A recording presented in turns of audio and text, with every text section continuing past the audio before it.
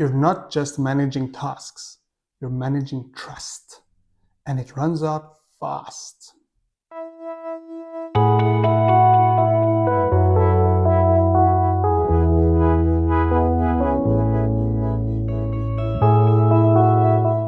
Winning breeds momentum. Share all success. Here's an example. There's something called a Science Expo. My wife helps her school students design and work on their science projects for months, just to present them to the public and judges, where they have a small chance to win prizes for their school and their team members. I recently attended the exhibition and thereafter the award ceremony, where some of our teams won. And what did they ask my wife after that win? Let's do it again, miss, next year. The students were so inspired by the win, not the process that took months and lots of hard work. Here's a takeaway. As a manager, highlight and celebrate the team wins. This drives interest, motivation, and performance.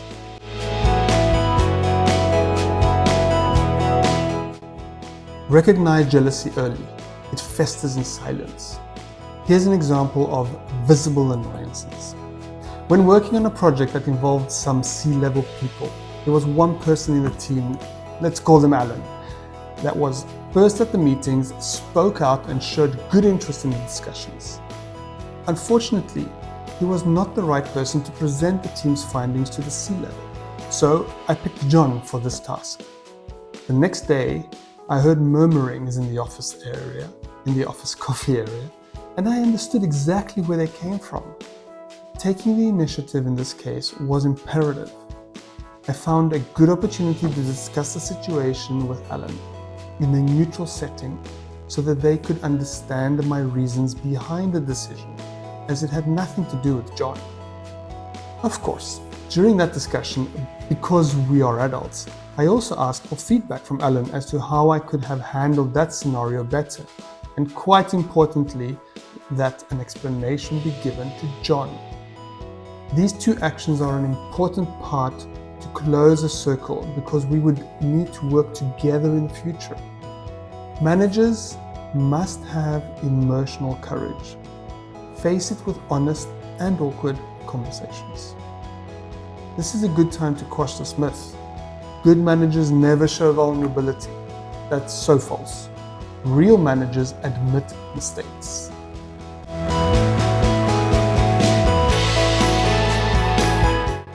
Teams mirror behavior.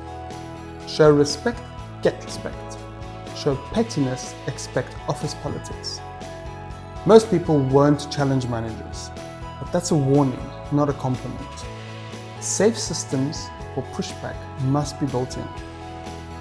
People trust managers until they feel unheard. Then it's game over. Embed healthy disagreement in your meetings, your surveys, your retros, and everything else that you do. Try this actionable item. Add a standing item in your team meeting agenda. Does anyone disagree with today's decisions? Trust me, you will build trust fast.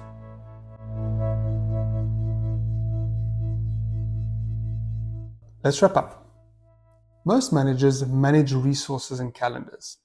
Of course, that's needed, but it's not leadership. Here's a quick quote from Peter Drucker. Management is about doing things right. Leadership is about doing the right things. If you want to take the next step beyond managing calendars and KPIs, have a look at this video. I'm new to being a leader, because that's where the real work and real rewards begin. Thank you for watching.